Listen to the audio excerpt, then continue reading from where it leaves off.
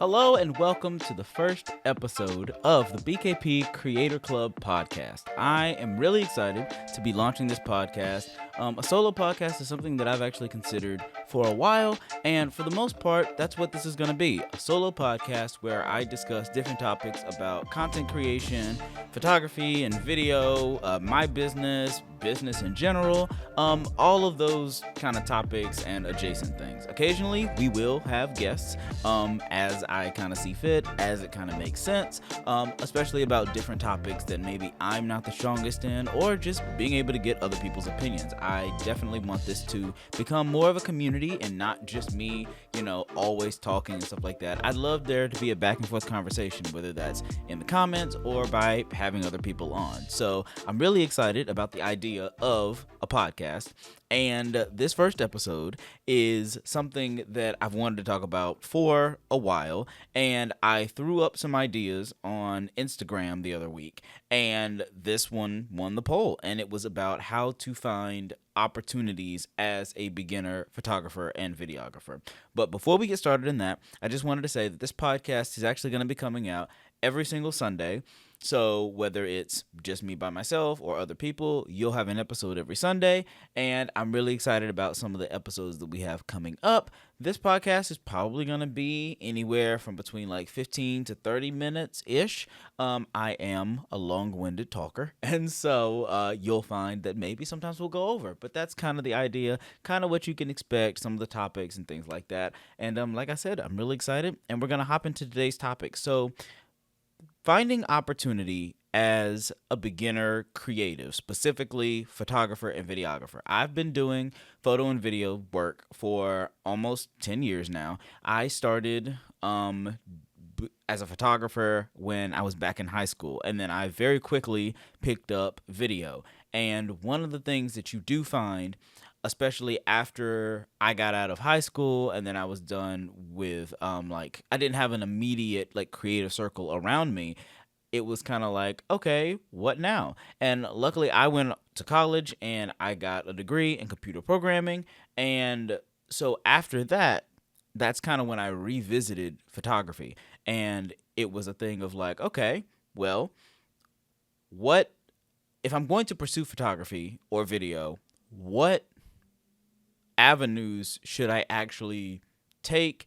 Where do I go? Who should I talk to? Who should I be connected to? That was really kind of the big question. And I think that's where a lot of today's topic is really going to lie in, is like, what do you do? Especially when you feel like you're beginning and you're all alone and maybe you don't know what avenue you necessarily want to go down in the beginning.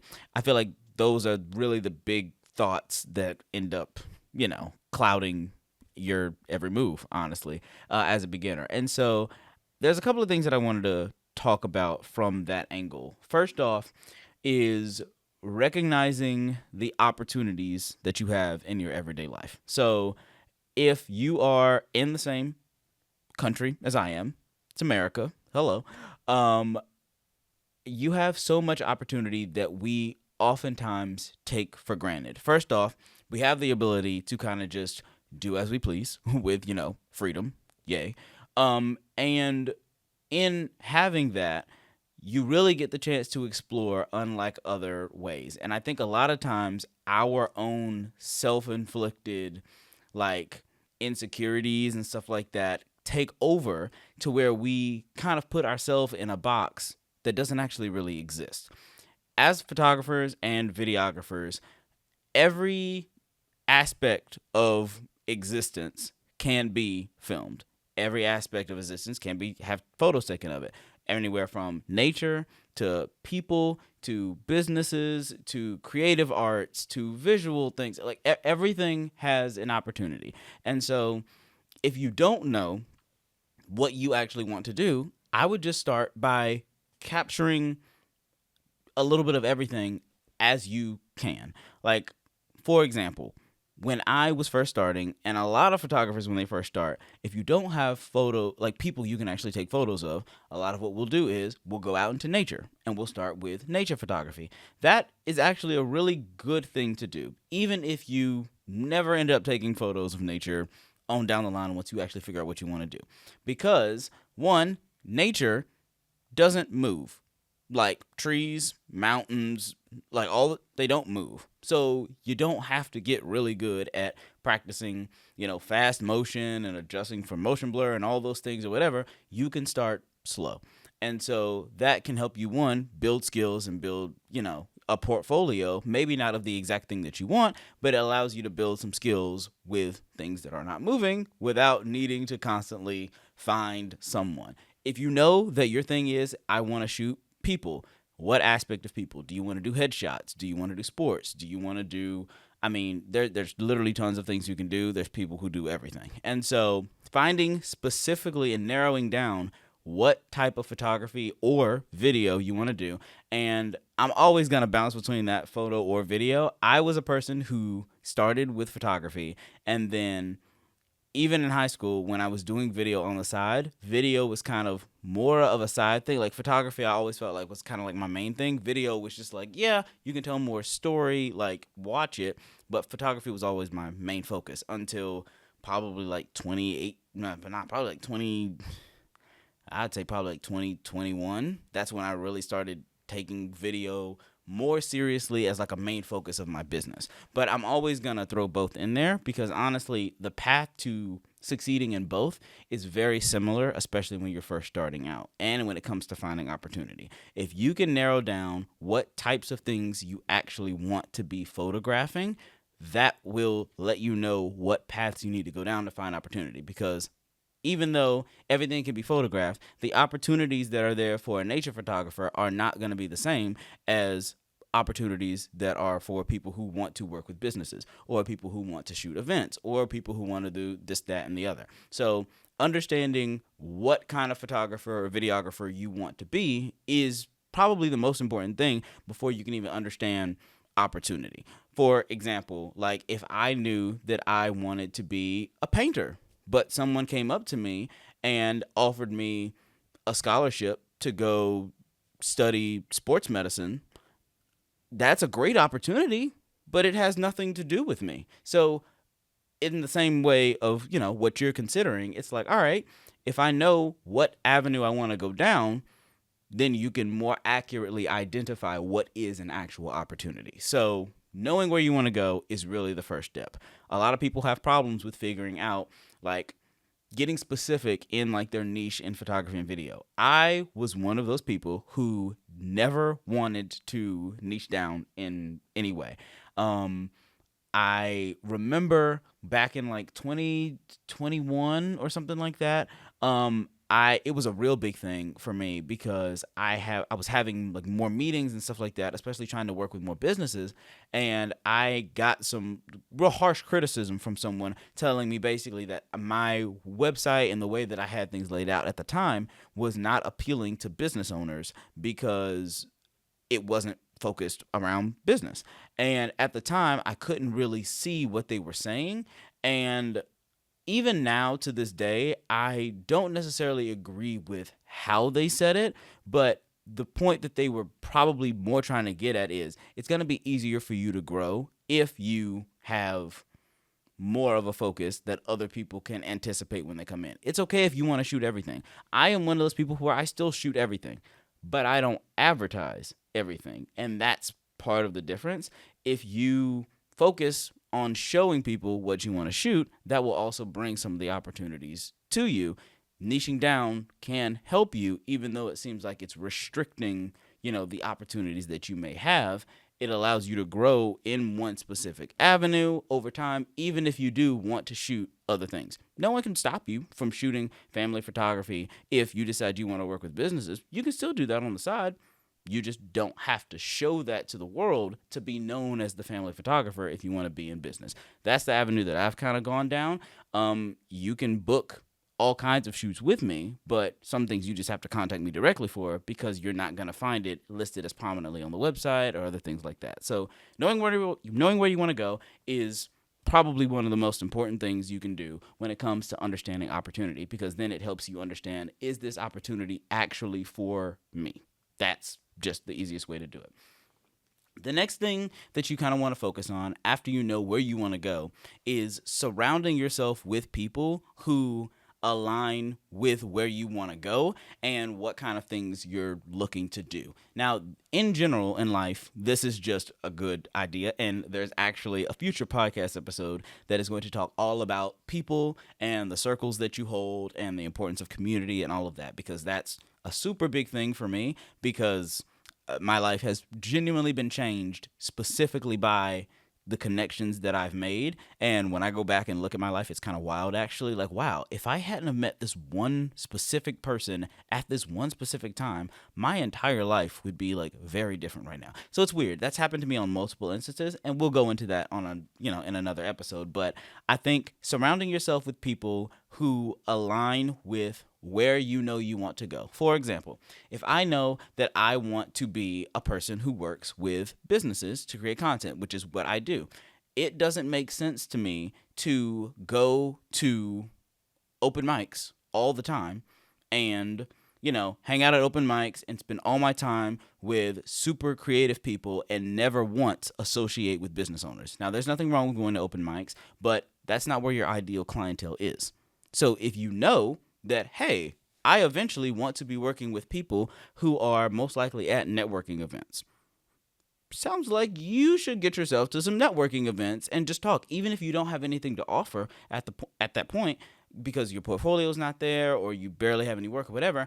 Just talking with people and them knowing who you are can put you in a much better position down the road once you actually do have something to offer.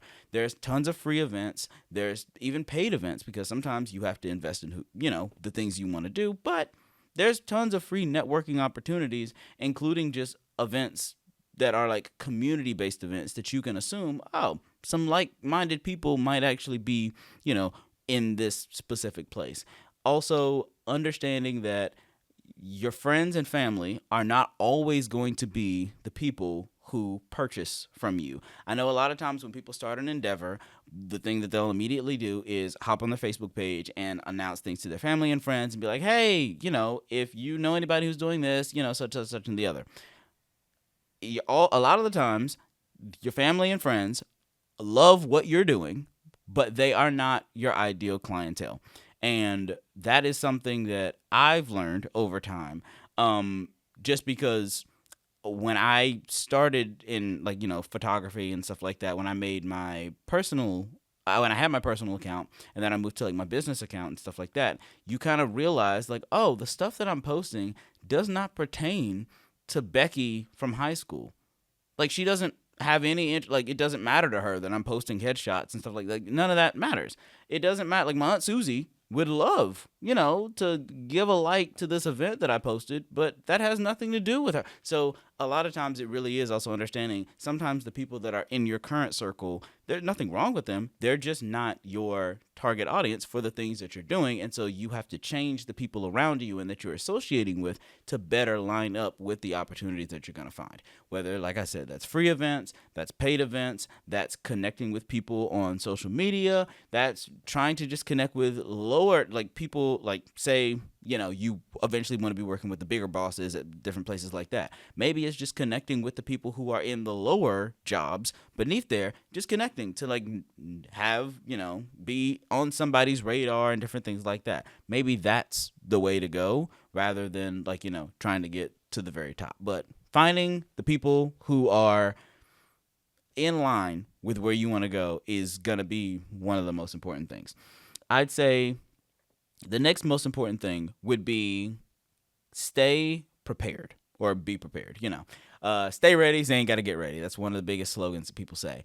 And I wholeheartedly agree with this, because ever since high school, with taking on photo and video, I have never once stopped learning. If you go to my YouTube on my phone, I am always looking at business-focused content, photo-focused content creation-focused content, all kinds of things. Even if the topic of the video is something that I already feel like I might know a lot about or something about, I'll still sometimes end up watching things because I want to see how this person went about talking about this, or what new tidbit or whatever, or what is their perspective or anything like that. And so never stop learning, because the moment you stop learning is, the moment you kind of start regressing, because things are always moving forward, and even so more now, like especially with AI and all these other things.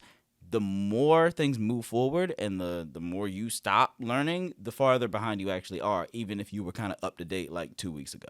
And so learning puts yourself in those better opportunities, because you can also meet people through understanding different topics that other people don't, because then you're connected in different ways and you have the opportunity to have more in common with people, if that makes sense. So learning is always one of the biggest things. Now, after you've kind of done those three things, which were recognizing the opportunities that you have in everyday life, surrounding yourself with the proper people, and then learning consistently so that you can stay prepared. Some of the ways that you can actually create your own opportunities are kind of just, it's interesting. Like creating your own opportunities. Some people kind of get the wrong message sometimes when it comes to like going back to like meeting people and connecting with people. You never want to meet someone only under, or connect with someone only under the pretenses of taking. You always want to see if there is some way you can actually give something to them. That's going to be another podcast episode in the future.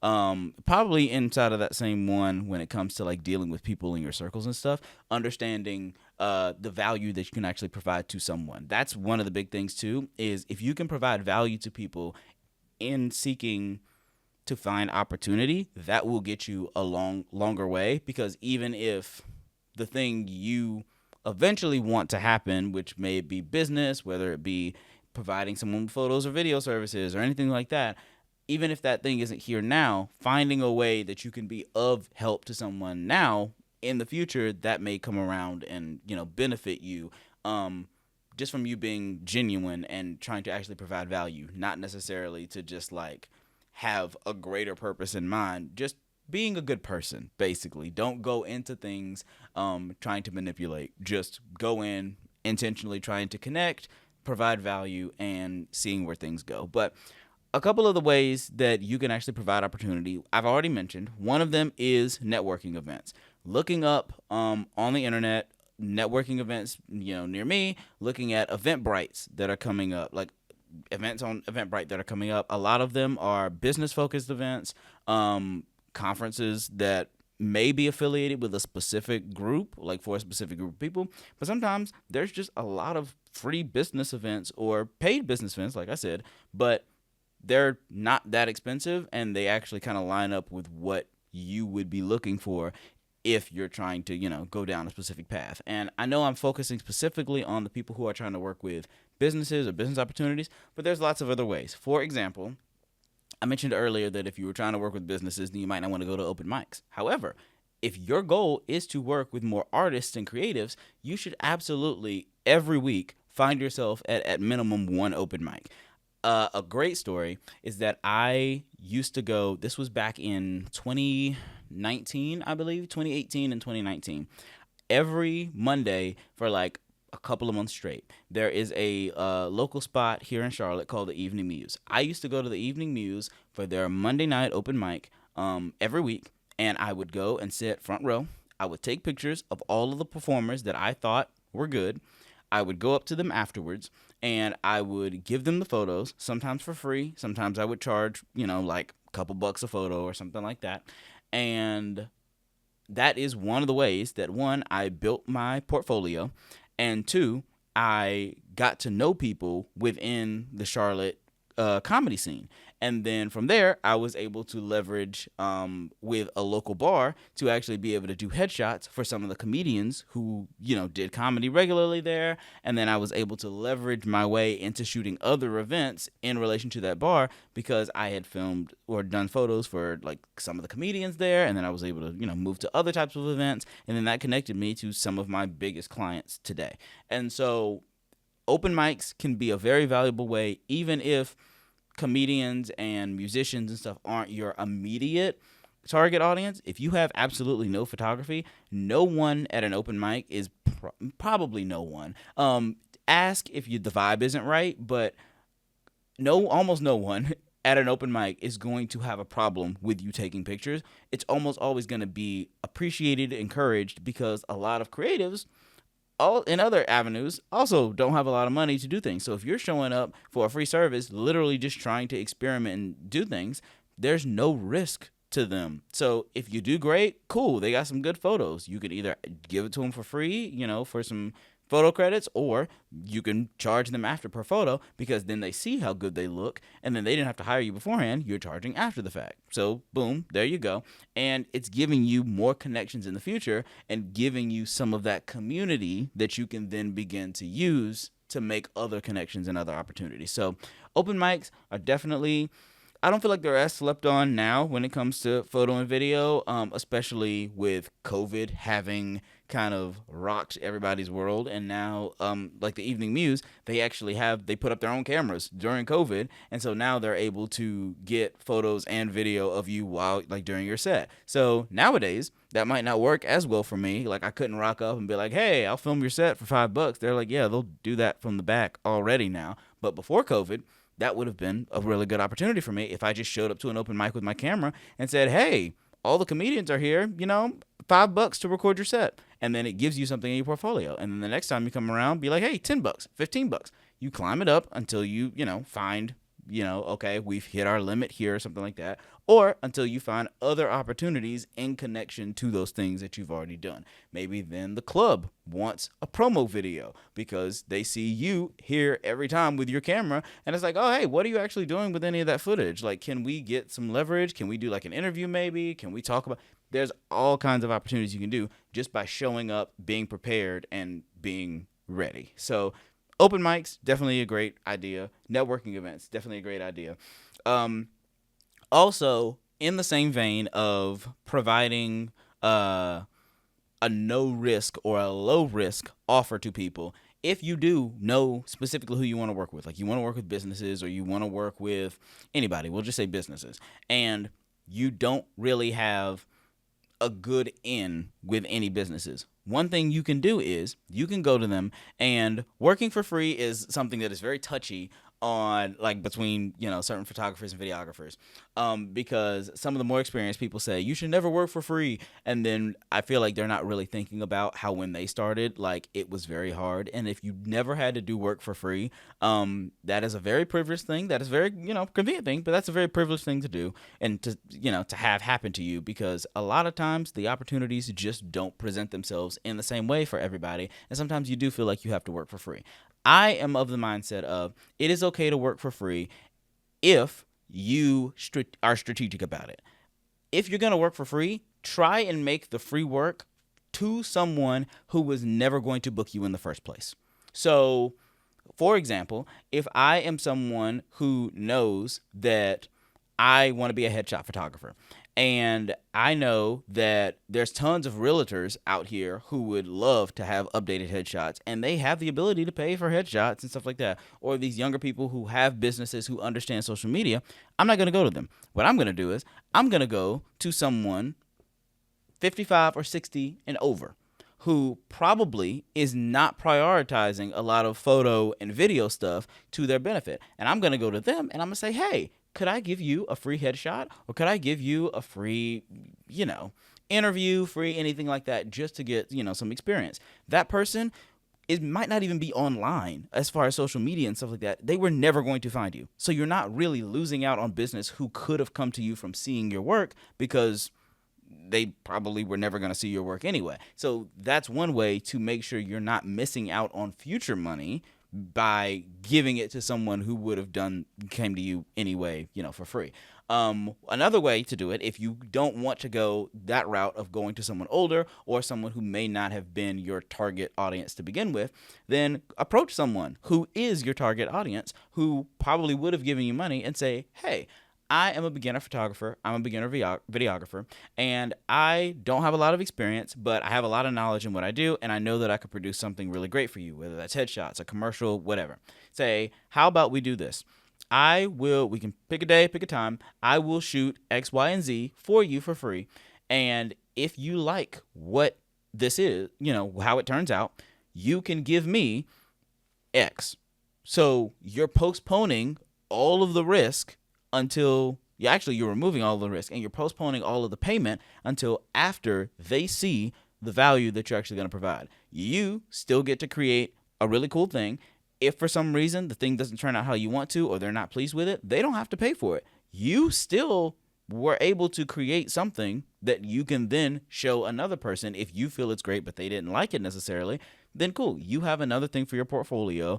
Or it's all good because they didn't pay you to begin with. So it's like, oh, they got to experiment. Yes, it's unfortunate that they, spent some time on a thing that didn't necessarily work out, but at least they didn't spend any money on it, and they're not super mad at you for, not actually coming through. And then if they do like it, boom, you've just made a new sale off of just offering someone something for free by removing the cost for them to have to put faith in you beforehand. And now you have something that you can go to the next person, do the same thing, or start at a lower rate, but now you're getting money up front in order to be able to create the thing, and that's how you can build from there. So there's a couple of different ways you can create the opportunity for yourself by removing the risk for the person that you're working with.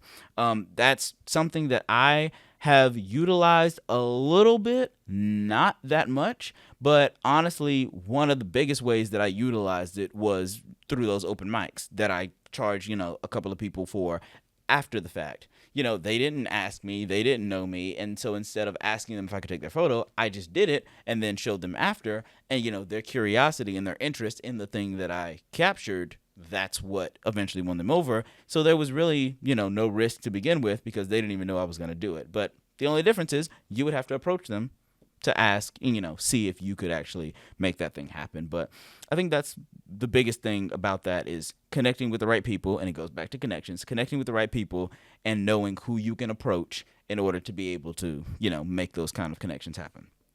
I'd say the last thing that I would say, if you truly don't know or don't see any ways that these opportunities could work out, if you are a beginner photographer or videographer, never underestimate the power of going and working under someone. And I know a lot of us, we have the goals and dreams of owning our own thing and running our own schedules and producing our own content and stuff like that. But what I will say is this content business is not easy.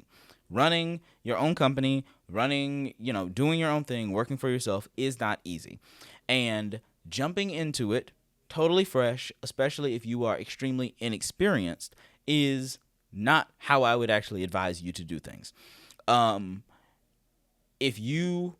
Unless, you just really want to jump out there and, just sink or swim, like, go for it. I've kind of talked a little about my entrepreneurial journey, and I'll probably do a podcast episode here, maybe, just kind of running through the whole thing. That would take a while. But in some ways, I kind of had like that sink or swim moment because I went full time for myself 6 months before COVID. I did not know that, my entry into full-time entrepreneurship was going to be that dramatic, but it kind of was anyway. But before I worked full-time for myself, I actually did work for two companies. Right out of college, I worked for a picture day company. So we went and we did photos of sports teams at like rec centers, and we did school picture days and stuff like that. And I quit that job probably like 4 or 5 months in, just because there was no creativity there. But going there allowed me to get a lot more experience in working with strobes, in setting up the same setup over and over consistently. So it kind of let me know, like, okay, if I want to take a quality headshot, and using this as the basis of, what the setup could be, and then you can experiment from there. That was actually a pretty cool opportunity. I did know how to take a good headshot back then, but that drilled in the practice and more of the discipline of like, hey, here's the basics. Drilling in the basics all the time, drilling in just what the order of operations for photography should be at the most basic level. And then, once you know the rules, you can break them. A lot of the times, that's how the thing goes. And so I worked for them. And then after that, or like kind of during that, I started working for a wedding photography company. And I was one of the first employees. And so I did a lot of things. I did some editing at some point for like photography, and then I eventually switched over to the podcast for editing. But I second shot on weddings. There was a lot of like odds and things that I did. I helped produce an online like course, like masterclass type thing. So there's a lot of things that I got to do, and so that was kind of like experimenting or like building my ability to be kind of like a jack of all trades. And working with them, I was able to see that like, oh, I feel like I can actually do most of the things here that are happening. Like, I don't want to be a wedding photographer for the rest of my life. Like that, I have no interest in every time I pick up my camera, it's either a 2-hour engagement session or a 8+ hour wedding day. Like, that's not what I want my life to be. Even though it can be good money, that's not what I want my life to be. I want to be more creative than that. I want to do some different things, different opportunities and stuff like that. And so even though it was a cool thing to do, and I recognized that this wasn't going to be my forever, being in it still allowed me to get more experience doing some different types of things. Like I said, I was able to edit a podcast. Now, it wasn't a video podcast, it was an audio only podcast, but it was virtual. So I was able to see how they, filmed with other or recorded with other people and, produced a podcast remotely. Like I said, I helped produce a masterclass, like an online course. And so that is also a service that I currently offer now, is producing online courses for people, because seeing, and being behind the scenes of helping someone else figure out how to do it and edit the videos and help with like seeing how they scripted the things and all that. It's like, oh, I understand different aspects of how to do these things. I've considered it. Now I'm seeing someone do it in a different way. Now, cool. Now I can go off and experiment on my own and develop my own processes, but I've seen how to do it. So working for someone else, as sometimes unattractive as it sounds sometimes, it can definitely be worth it to gain some experience. Even if the things that you shoot for that other person can't always be using your portfolio. Now, when it comes to second shooters with me, I always let my second shooters, unless there's some legal thing when it comes to like the client that I'm working with, I almost always let my second shooters use the content that they capture, because how else are you supposed to build your portfolio if you're working with someone to get an opportunity and then they turn around and say, no, you can't use the photos? It's like, well, then what are we here for? I'm just here to help you make money, but not actually like, and I'm learning more skills, but like part of the reason is, hopefully in order to, be able to use things in your portfolio. And so finding someone who you can work under, who is good at explaining and being transparent about their process, answering questions and things like that, that can be super helpful. I have done mentorships in the past for beginner photographers, and I've given advice to multiple videographers like that are beginning and stuff like that.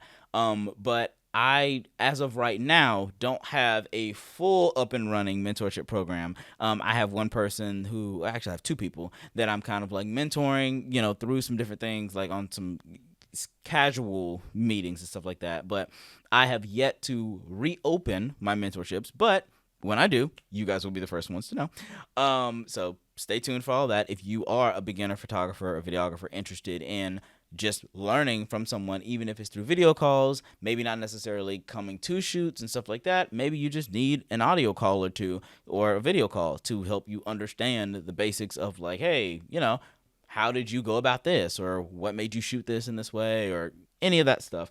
Or you just need specific applications to some of the things that I talked about today, finding opportunity for yourself. Be like, hey, I'm in such and such arena. I'm trying to, pursue this. How could you help me?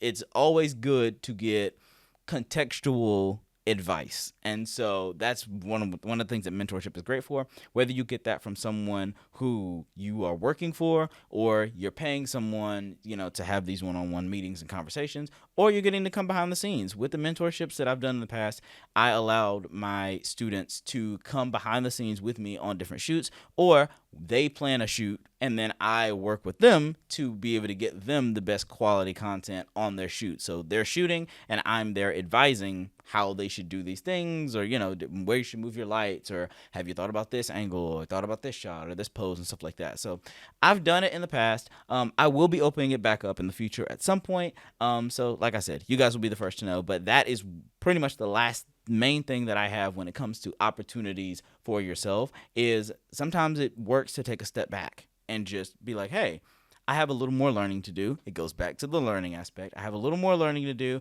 and I feel like working with this person could help me either build a portfolio, gain more knowledge, have better connections or anything like that, and help me find the opportunities that I'm looking for. And that's pretty much all I have for today. That kind of lines up with a lot of the things that I was thinking when it comes to opportunity.